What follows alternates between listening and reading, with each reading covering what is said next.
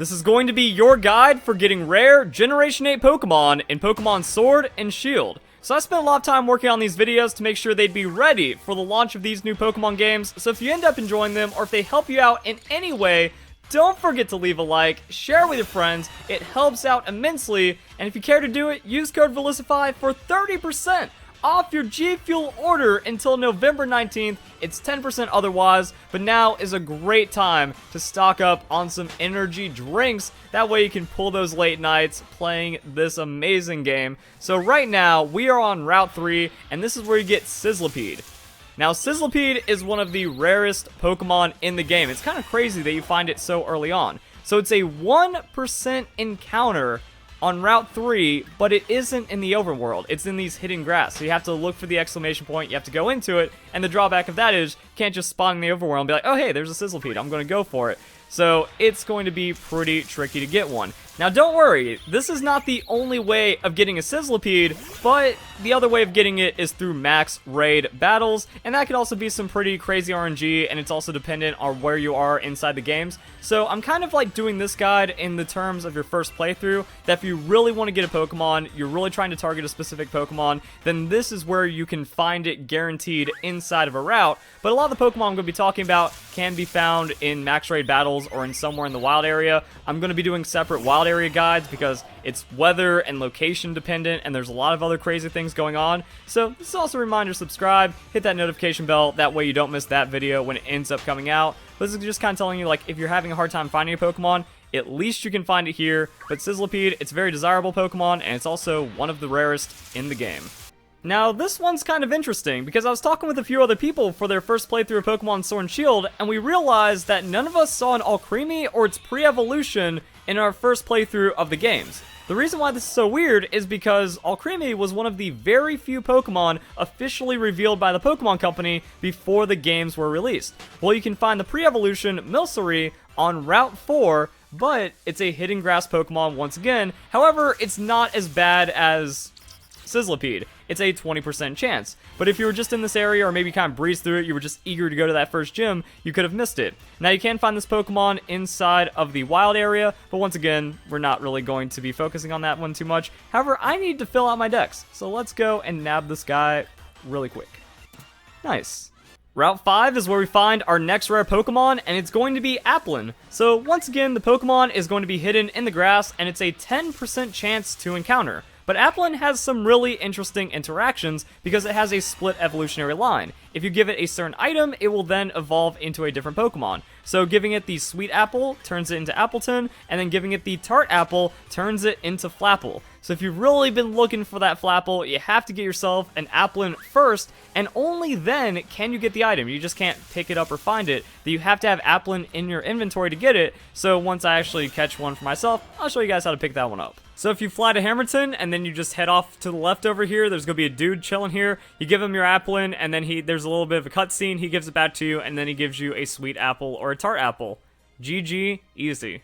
Next up, we're going to be heading to Glenwood Tangle to find some of the cool Pokemon you can encounter there. But I want to talk about this guy real quick, because you can check in with him every day for bargains, and he does have evolution-inducing items sometimes, that I ended up getting a cracked pot from him, and if you go up this ladder, you can also find a cracked pot to the right. It's in a Pokeball, you can't miss it, but inside of Glenwood Tangle is how you find Sinsistea, and that's eventually how you end up with Polteageist.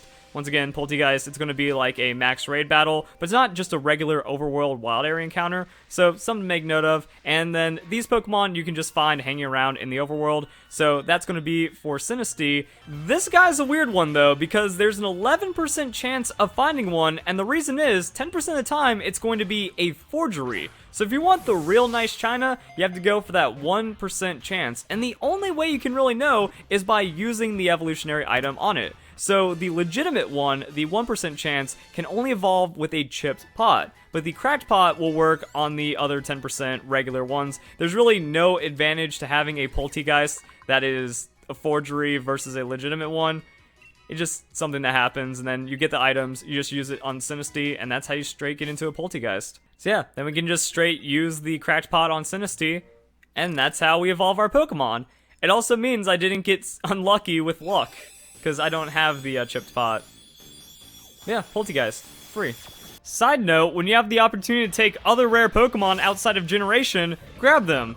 Delmas is a 1% encounter. Well, at least this time it's in the overworld, so it's a little better. This is going to be on Route 9 outside of Motostoke. This guy's probably going to make another appearance in another catching guide, but I'm going to get him while I have the chance. So this is also another thing to kind of note with guides like this. Just kind of get all of the Pokemon if you want to get a Shiny Charm, if you plan on completing the dex.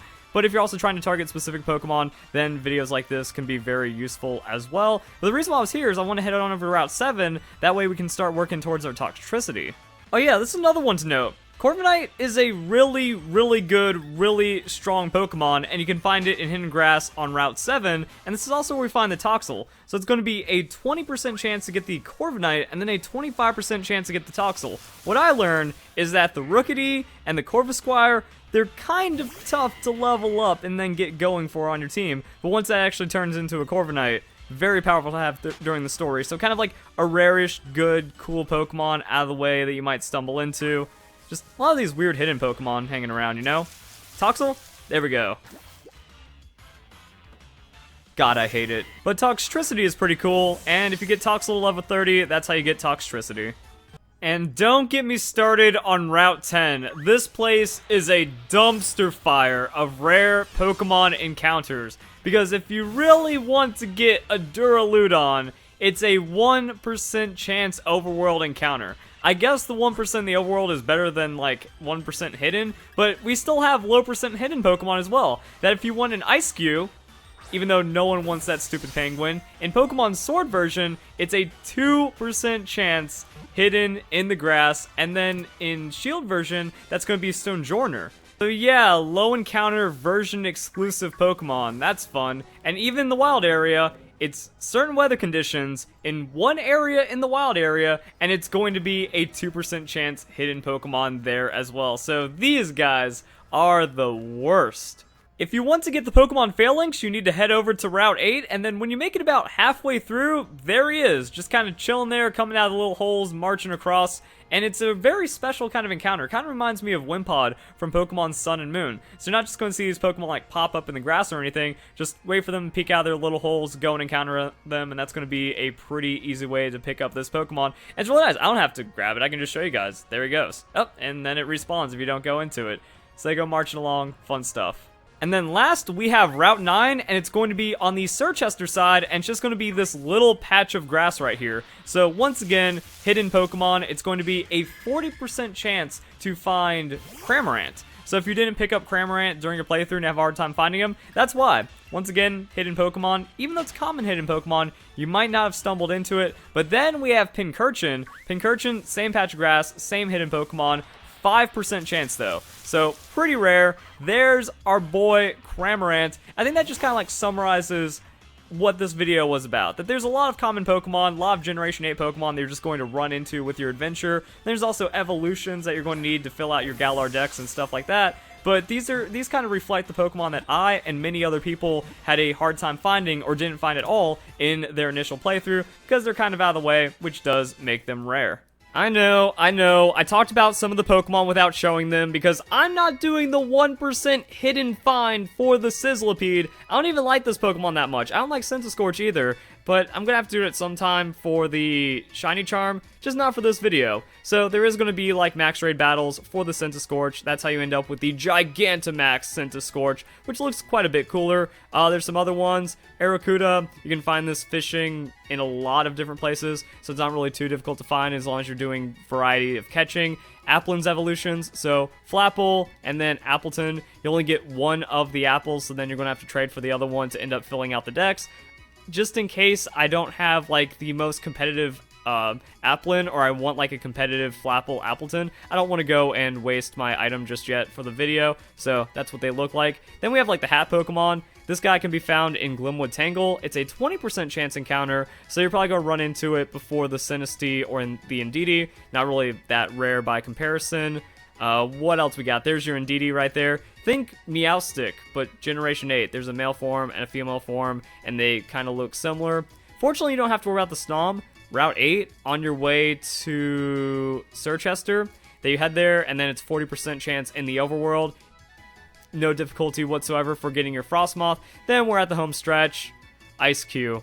Why? What a sad, worthless, pathetic, why Game Freak Pokemon. I like Stonjourner a bit more, but I'm Sword version, so I'm gonna have to do some weird stuff, like get this guy, breed it with a Ditto, get some eggs, hatch him, and then trade for Stonjourner, and then do like some kind of version exclusive swapping. That's going to be what Pincurchin looks like as well. So like I said, some of these Pokemon do have better ways of finding them in the wild area. You might have stumbled into them if you're just doing random max raid battles, but they do exist elsewhere in the Galar region, and they have consistency to be found. It's hard to call, like, 2% hidden Pokemon consistent, but there is a reliable place to find it if you are struggling in the wild area. So guys, enjoy the video. Hope you all have a nice day. Thank you very much for watching.